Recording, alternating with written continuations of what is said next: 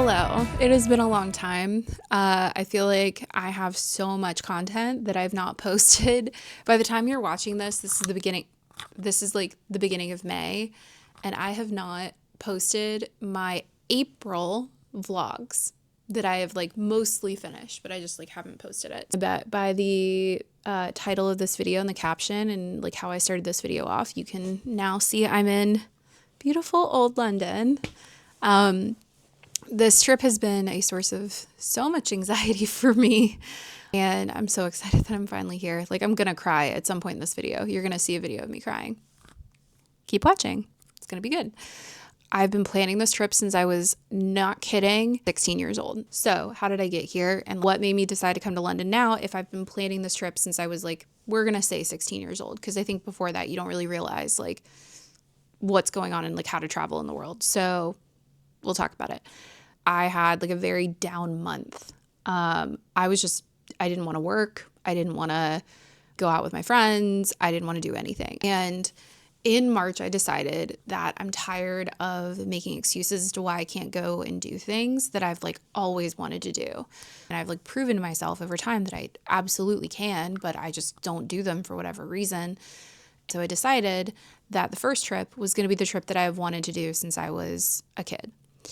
I know there are a lot of people that are like, God, how original. London was the first place for me that I felt like kinship with. It was the place that I felt like it made sense for me to go and visit there. This trip is very exciting because I'm traveling with my parents. When I mentioned that I was going to my parents, they were like, great, we're going to come with you. When are you going? So we're spending 2 full days in London with basically half days, Thursday and Sunday. And then we do a day trip to York on Monday to see the shambles and to see the Roman walls and all of that fun stuff. And then to end the trip, we are going to Scotland, which is crazy. Even as I'm saying this right now, it actually does not feel like I'm in London. Oh, this is a little story time for you.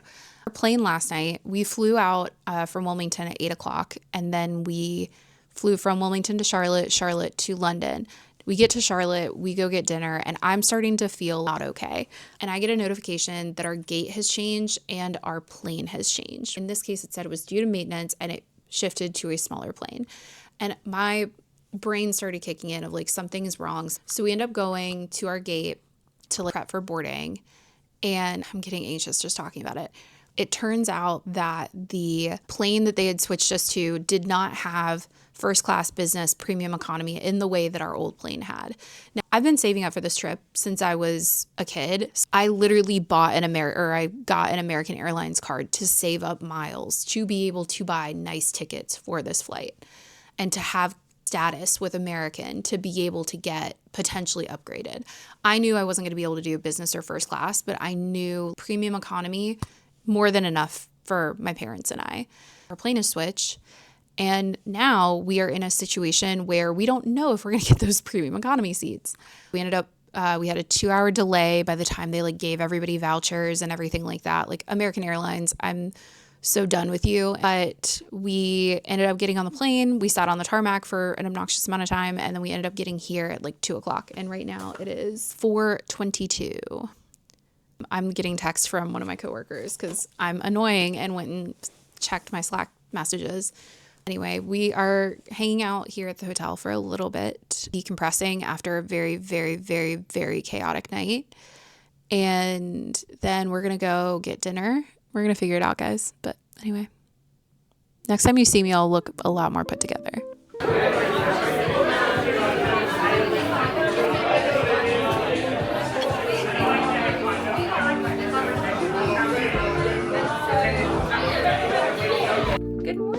Hello.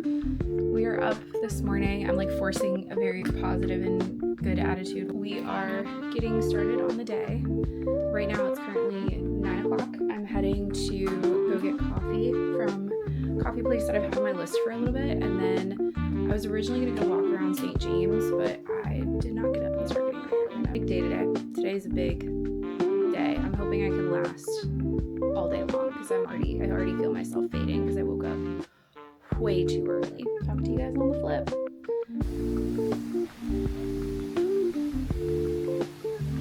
Editor Maggie here to take you through our first full day in London. Get used to the voiceover, guys, because I did not take a lot of footage of me talking to camera. So it's either going to be this or just a lot of B roll. But we woke up bright and early and headed to Westminster Abbey, which was like a 2-minute walk from our hotel. I surprised my parents with tickets to both Westminster and Tower of London. So it was fun to get to experience all of this with them. We were one of the first groups inside, which was great to see such a historic place fairly empty. We walked by Sir Winston Churchill's grave. We walked through a majority of the church relatively quickly, obviously taking our time, but because there weren't a lot of people there, it was really easy to be able to kind of see things. Obviously, I'm somebody who is crowd avoidant, so if I can get in early, I'm going to try to do so. We then made a beeline directly to one of the places I was most excited for, which is Henry VII's chapel, aka the Lady Chapel. This was really important because I had done a lot of ancestral research before this trip. We know that our family is English, Scottish, Welsh, and Irish. And so finding a little bit of family history in Westminster Abbey was really cool. You'll see this plaque in a second. You'll hear this guy's name a couple of times throughout the entire kind of series of vlogs that I have. But he is, I think, my 17th or 18th great grandfather. Obviously, records being records, you don't know if they're totally reliable, but it was cool because I kind of dropped that knowledge while we were walking around. And then we made our way to Poets Corner, which I was really excited for as a book nerd. And it is cool too because John Campbell, the guy who was buried in Henry VII's tomb, is also memorialized here. That's his memorial. A little bit about him. You'll hear him again in the Edinburgh part of the vlog because he was also the governor of Edinburgh Castle. So it was cool to get to see that he is memorialized next to some of my favorite authors of all time. We did stop by and see the Queen's Jubilee exhibition upstairs, but you can't take any video there. We then walked over to Trafalgar Square and the National Gallery, which we did not go into. That's going to be for the next trip for sure. And then we got some lunch. It was so good.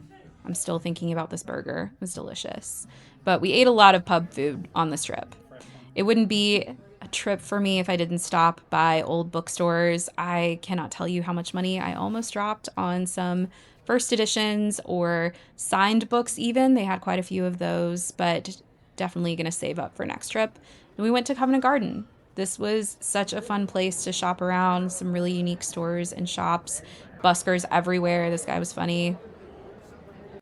If you want to see me fall and die, say hooray! You bastards! Bought a couple of pieces and fun things for friends and for family here before making our way over to Seven Dials, which is not super far. I think it's like basically a couple blocks over, but walked over to Seven Dials Market and definitely spent some money here, definitely did some damage, bought some things. We did not get lunch here, or we didn't get a snack here, but definitely am going to come back and try some of those food stands because it was delicious. At this point, my mom and dad were wanting some ice cream, and I did too, so we went to Utterlicious. This place was so good. They had a bunch of different flavors. Some ones that I had like never really seen before, but it was good. I think I got cake batter if I remember correctly. But right after this, we parted ways. I actually headed and walked all the way back through places like Chinatown and the West End, even making a brief pit stop by St. James's Park, which was kind of an accident. I think I meant to just go straight, and instead I took a right turn into the park, which, hey, happy to do it. Saw the parakeets, got to see a fox who will make another appearance in this video if you keep watching, and then saw Buckingham Palace, which was the perfect way to end the day. We woke up bright and early on Saturday morning and headed to the Tower of London in central London via taxi. We got to see quite a bit as we were just riding around and getting to see the city earlier in the morning. We got there with plenty of time to grab breakfast at Paul's, which is in the same complex as the Tower of London. So we didn't have to walk very far, kind of got to walk along the river for a little bit. It was good coffee, good food, just what you want to start a morning of walking around quite a bit. We stopped by right outside of the Tower of London gates, saw the lions. This represents the menagerie that was there, I believe, from like the 12th to 19th century, which was very cool. Obviously had to see Tower Bridge. We didn't actually go over to Tower Bridge. Definitely something I'd probably do next time. The White Tower, of course, and then beelined it to the Crown Jewels, which we didn't get any video of because you can't do that. But it was really cool to see those. Definitely kind of a bucket list check there. And then we went inside the White Tower, walked up, I think it was 200 plus steps to see the Line of Kings exhibition. And we saw St. John's Chapel there, which has been in the Tower of London for like well over 1,000 years, which was really cool. Got to see King Henry VIII's armor. And then, of course, Dad did this really fun interactive activity. It was basically like you build your own gun and then see how your different choices impact the gun firing, which was cool. I think I did this twice just out of curiosity. But overall, the Tower of London was so cool and interesting.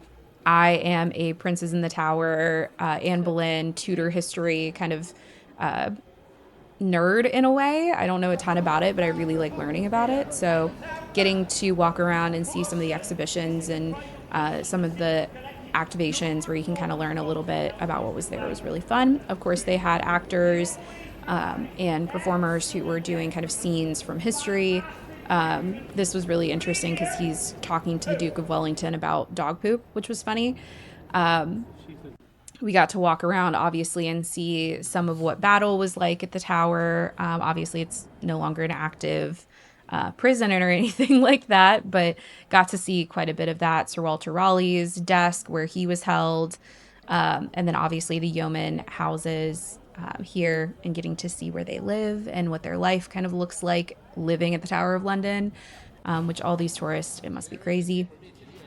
Another performance here right before we left, and then we stopped by to see the Tower Ravens, which was, for me, definitely a bucket list, because if you know anything about the Tower Ravens, there's a superstition that if the ravens ever leave the tower, the empire will fall. And I think that's just such like an interesting concept and an interesting story. So it was definitely cool to get to stop by and see them right before we left. We then headed over the bridge. We walked over London Bridge to get over to Borough Market for lunch. Walked around a little bit. There was so many food stalls. I was incredibly overwhelmed. We didn't really know where we were going or what we were going to eat, but we stopped at Wheat Sheaf. This place was really good. It was really quiet, and we got some really good food. The calzone was delicious, I will say. And then we parted ways. I ended up deciding to go and walk all the way back to the hotel, made a pit stop by Shakespeare's Globe. If you know, you know, you can't record in there while there's active performances going on. So just got to learn quite a bit about it. And then walked the Queen's Walk all the way back to the hotel, made a pit stop by a couple of markets and stores, did some shopping. There was a really cool book market that was under the bridge, and bought a couple of books for both my niece and nephew, and then of course for myself because I can't avoid buying books anymore. And then got to see some performers. Obviously saw a hot dog stand and did not get a hot dog, but saw some performers. These kids were loving this. There were a lot of people busking and different performers. There was like a Charlie Chaplin impersonator that was doing some work, some actual like singers. There was an opera singer at one point that was really cool to see.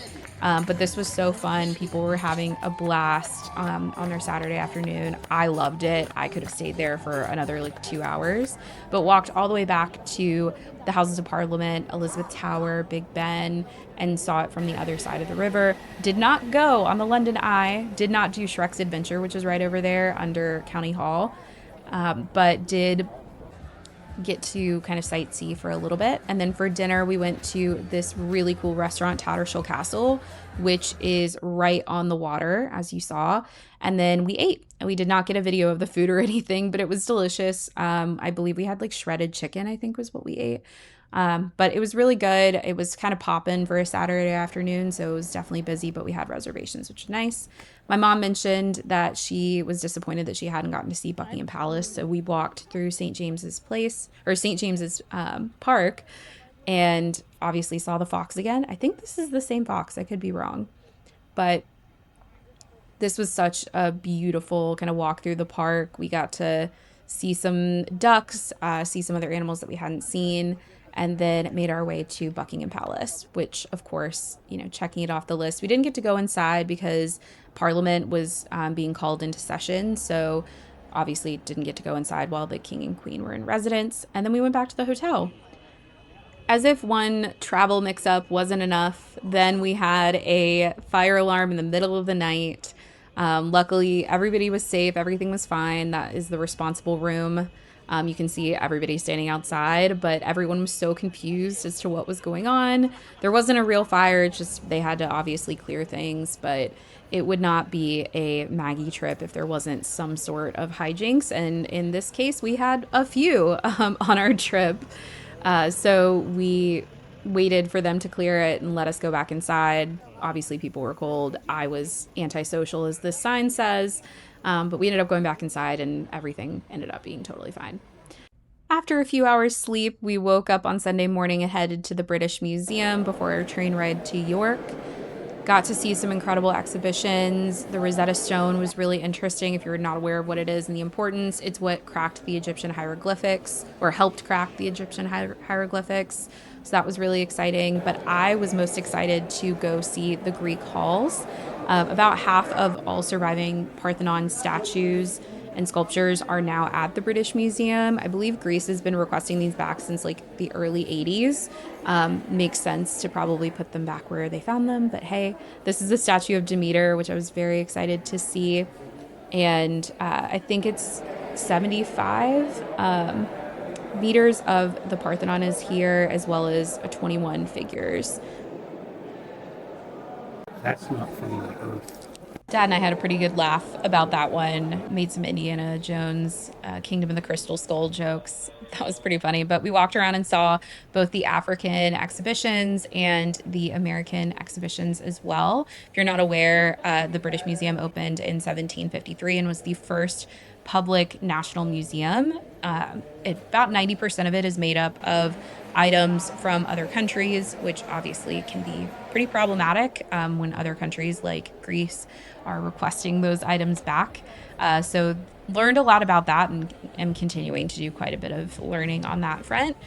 And then we went to Liberty, didn't buy anything, but did a lot of window shopping. We didn't have a ton of room in our suitcases at this point, but we're able to at least go sightsee a bit.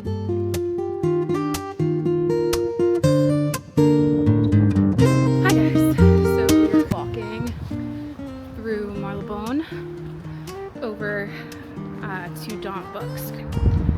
It's been a very busy morning. I haven't talked to the camera in like 3 days. So we are walking around. We're just killing time before we gotta go catch the train and get on out of here. But my parents are headed back to the hotel. It's gonna be pretty quick. But anyway, figured I'd take you guys along with me.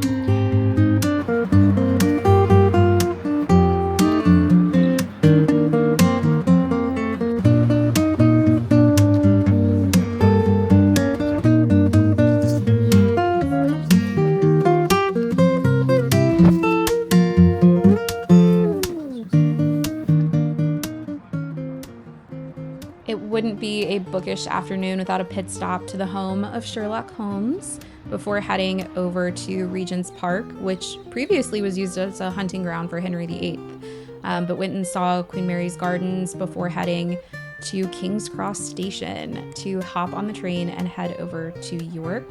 I met my parents there after they had gone and picked up luggage and got some really great photos on the way. So in the next vlog, I will pick up where this vlog leaves off as we head to York for a quick 24-hour stay before heading off to Scotland. See you there.